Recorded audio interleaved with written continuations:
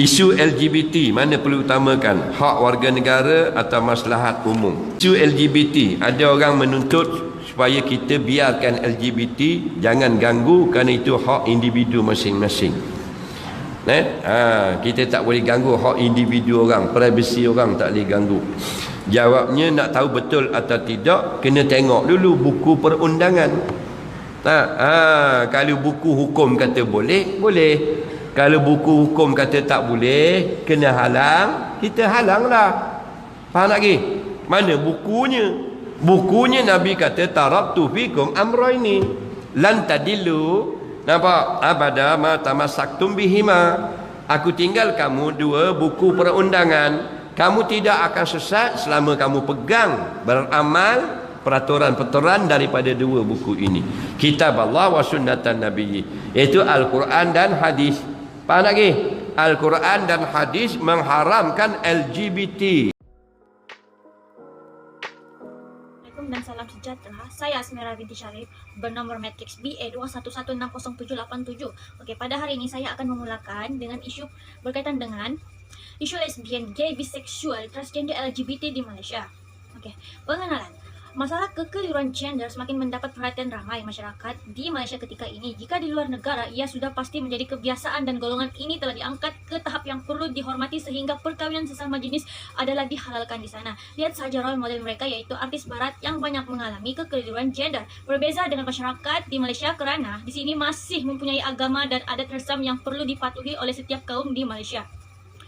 Di Malaysia juga, golongan ini diselar dipandang serong dan mendapat tentangan sepenuhnya oleh masyarakat sehingga pihak atasan seperti Majlis Fatwa Kebangsaan. Tetapi golongan ini dengan kurang ajarnya tidak memperdulikan dengan sebarang fatwa dan teguran yang dikeluarkan. Malah mereka berani menentang dengan mengeluarkan kenyataan yang BODOH tanpa segan dan bersalah.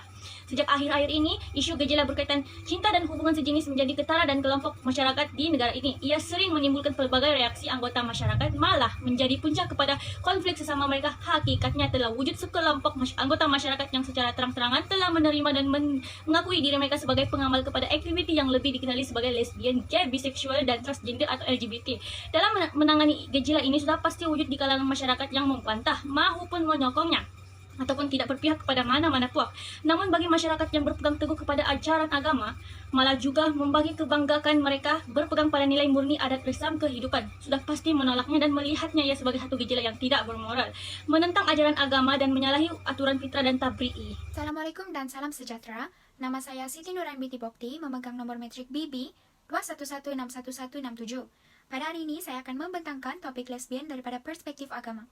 Lesbian ialah penyimpangan orientasi seksual antara wanita sesama wanita ataupun perasaan fitrah terhadap wanita. Faktor berlakunya lesbian ini ialah perkataan ini berasal daripada sebuah pulau di Greece, Eropah. Penyajak yang berasal daripada pulau tersebut terkenal akan sajaknya yang menyatakan perasaan cinta terhadap wanita. Selain itu, golongan ini juga berkempen untuk mendapatkan hak mereka. Hal ini berlaku di barat pada setiap bulan Jun yang dikatakan sebagai Pride Month. Seterusnya, hal ini juga berlaku kerana terdapat negara yang mengiktiraf perkawinan sejenis ini, seperti Belanda, Belgium, Kanada, dan sebagainya. Langkah membendung masalah lesbian ini ialah Mahkamah Syariah haruslah memainkan peranan penting dengan memperuntukkan kesalahan-kesalahan yang dilakukan oleh golongan ini. Ia boleh ditakrifkan sebagai kesalahan musahakah. Tambahan pula, Malaysia juga akan melaporkan isu hubungan songsang ini kepada Semakan Berkala Sejagat atau lebih dikenali sebagai Universal Periodic Review UPR di Geneva, Switzerland. Hal ini jelaslah bahawa negara Malaysia amat menjaga hak asasi setiap golongan masyarakat di negara ini dengan menetapkan undang-undang negara dan juga perundangan syariah yang berkuat kuasa. Pandangan agama berdasarkan isu ini, setiap agama melarang untuk melakukan hubungan songsang. Tidak kiralah sama ada agama Islam, Kristian, Buddha, dan sebagainya. Perbuatan ini amatlah ditentang dan telah dinyatakan di dalam Al-Quran dan Bible. Bagi sudut pandangan agama Islam, Allah telah memerintahkan hambanya untuk sentiasa bersyukur dan daripada hadis Ibnu Abbas radhiyallahu anhu berkata bahawa Allah melaknat sesiapa sahaja yang melakukan perbuatan kaum Lut dan baginda mengulanginya sebanyak 3 kali. Assalamualaikum dan salam sejahtera. Nama saya Azian Fitri Munira binti Muhammad Raihan. Nomor matriks BB211611127. Definisi biseksual ialah orientasi seksual individu yang memiliki ketertarikan terhadap dua jenis kelamin, baik yang berbeza dengannya maupun yang sama. Bagi pandangan agama Buddha, Dalai Lama menegaskan ajaran Buddha jelas sekali melarang sebarang bentuk hubungan sejenis, sama ada melibatkan lelaki dan lelaki atau wanita dan wanita. Pandangan agama Hindu agak longgar penerangannya tentang isu ini kerana asas agama Hindu tentang jantina juga agak terbuka. Dalam kitab Manusmriti, Undang-Undang Manu yang menggambarkan hubungan lelaki dengan lelaki lain sebagai sesuatu yang tidak semula jadi. Pandangan agama Kristian, agama ini menolak perbuatan ini bahkan melaknat dan menghukum dengan hukuman yang berat. Perbuatan LGBT dalam kitab Perjanjian Lama dengan tegas mengatakan bahawa perbuatan itu adalah perbuatan yang keji dan hina, bahkan dibenci Allah, sehingga golongan ini harus dihukum mati kerana mereka telah melakukan perbuatan yang menentang hukum Allah. Faktor penentangan bercanggah dengan konsep amar makruf nahi mungkar, menjejaskan kesihatan individu seperti mendapat penyakit HIV dan AIDS, bertentangan dengan norma dan akal yang sihat, merupakan salah satu perbuatan jika dilakukan akan mendapat dosa. Faktor berlakunya, faktor persekitaran, faktor keluarga, dan faktor genetik. Faktor persekitaran, contohnya salah pergaulan dalam berkawan. Kita hendaklah memilih kawan yang memiliki perilaku yang baik. Ketika seseorang berkawan dengan orang yang termasuk dalam LGBT, besar kemungkinan bahawa individu tersebut turut akan terlibat dalam LGBT. Persekitaran merupakan salah satu faktor pemicu paling besar terjadinya LGBT di Indonesia.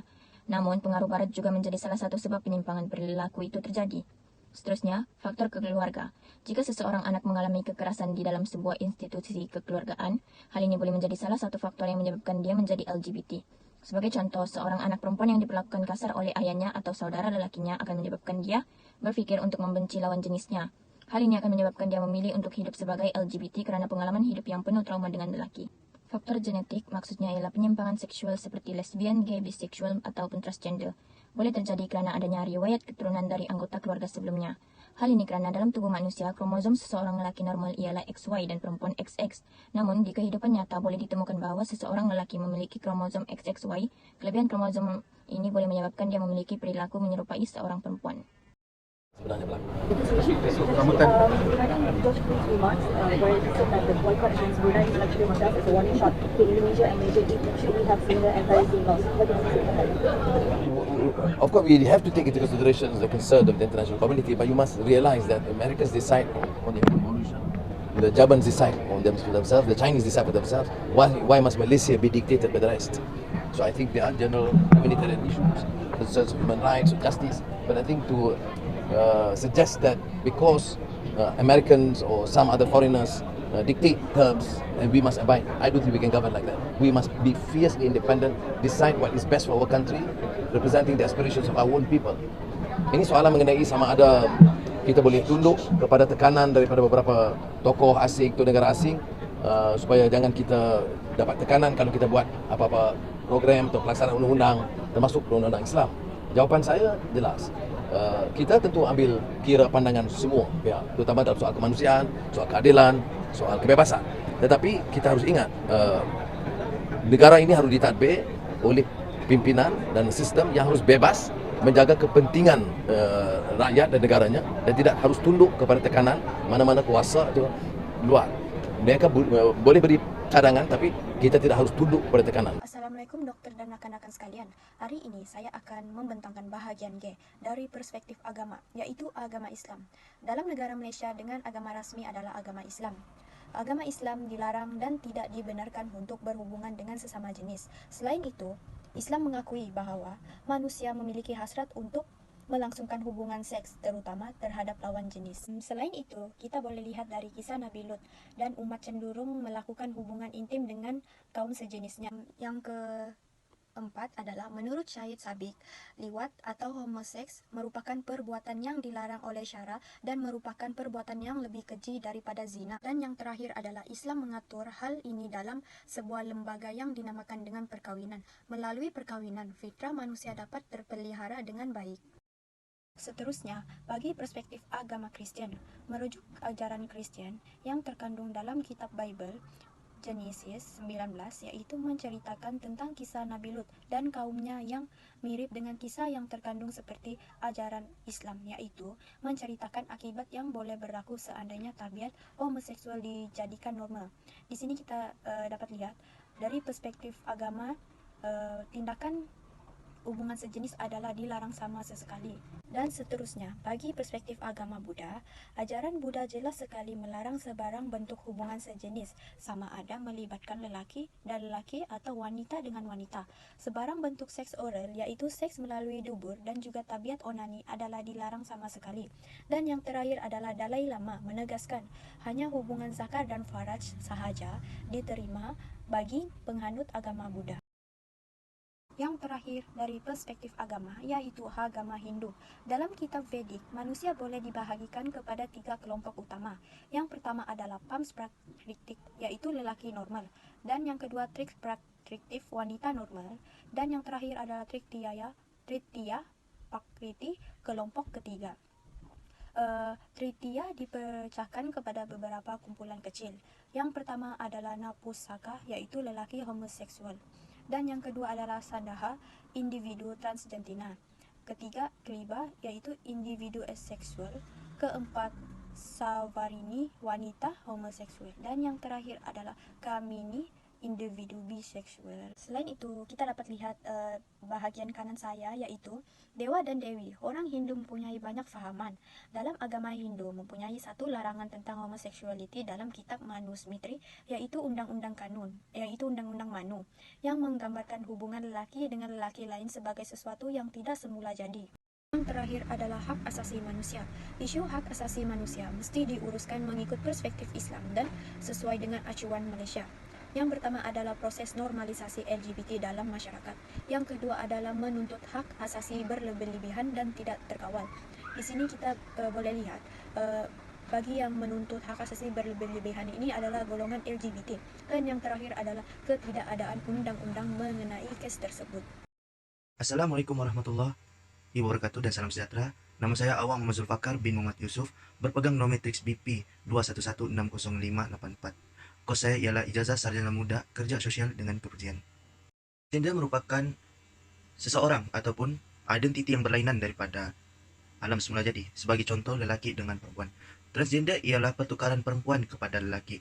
Hal ini dikatakan demikian kerana individu yang merasakan bahwa identiti gender pada diri seseorang tidak sesuai dengan jenis kelamin pada waktu lahir. Ini menyebabkan mereka menukarkan jantina mereka kepada yang berlainan. Terdapat beberapa faktor berlakunya transgender. Antaranya ialah kurang penghayatan agama, pengaruh media massa, pengaruh rakan, faktor genetik dan juga perubahan hormon. Antara faktor-faktor yang saya sebutkan tadi ialah kurang penghayatan agama merupakan salah satu faktor yang kukuh. Hal ini dikatakan demikian kerana jika seseorang ataupun individu tersebut kekurangan agama, maka perkara-perkara yang haram mereka akan lakukan. Sebagai contoh, menukarkan jantina. Ini menyebabkan masyarakat pandang enteng kepada anak-anak mereka. Tidak dididik dengan agama menyebabkan berlakunya perkara-perkara yang tidak diingini. Selain itu, pengaruh media massa juga memainkan peranan dalam berlakunya LGBT ataupun lagi spesifiknya ialah transgender. Terdapat beberapa langkah untuk menghalang transgender berlaku di Malaysia. Antaranya ialah peranan ibu bapa, peranan kerajaan dan juga peranan masyarakat. Ibu bapa hendaklah menerapkan nilai-nilai murni dalam diri anak-anak mereka masing-masing dengan mendidik anak-anak mereka dengan nilai agama ataupun lebih terutama ialah agama Islam, bahwa melakukan ataupun menukar jantina ke arah yang lain merupakan salah satu dosa yang besar. Yang kedua ialah peranan kerajaan. Kerajaan hendaklah mengenakan hukuman bagi pertukaran identiti ataupun kelamin untuk bagi menjamin kesejahteraan masyarakat. Manakala peranan masyarakat juga ialah masyarakat hendaklah sebulat suara untuk mengelak daripada transgender ini berlaku di Malaysia. Masyarakat hendaklah bersatu hati, bersatu teguh untuk mempertahankan negara di Malaysia ini dengan agama Islam bagi mengelak LGBT ini sering berlaku. Sekian, itu saja. Terima kasih. Saya Feni Hussein, nomor metrik BC 2110093 dan saya akan menerangkan tentang contoh-contoh LGBT yang terjadi di Barat dan di Malaysia. Ini merupakan contoh artikel yang saya dapati di Barat. Sebilangan besar orang dewasa LGBT di Amerika mengatakan masyarakat telah menerima golongan ini dan akan menjangkakan ia akan meningkat dalam dekade yang akan datang. Sebagai contoh, kita dapat melihat bahwa Donald Trump, yaitu Presiden Amerika Syarikat yang ke-45, memegang bendera LGBT di Colorado Rally, dan ini membuktikan Amerika telah menyokong golongan LGBT. Selain itu, ini merupakan contoh artikel yang saya dapati di negara Malaysia. Negara ini merupakan negara Islam, tetapi masyarakat tidak lari daripada cobaan untuk mengistilahkan hak golongan LGBT. Namun, perbuatan homoseksual di luar tabi merupakan satu kesalahan berdasarkan undang-undang. Golongan ini mempunyai masalah sosial dan keganasan yang dapat dilihat semakin membimbangkan dalam kalangan masyarakat. Khususnya membabitkan golongan muda di negara ini bukanlah berpunca daripada pengaruh barat semata-mata.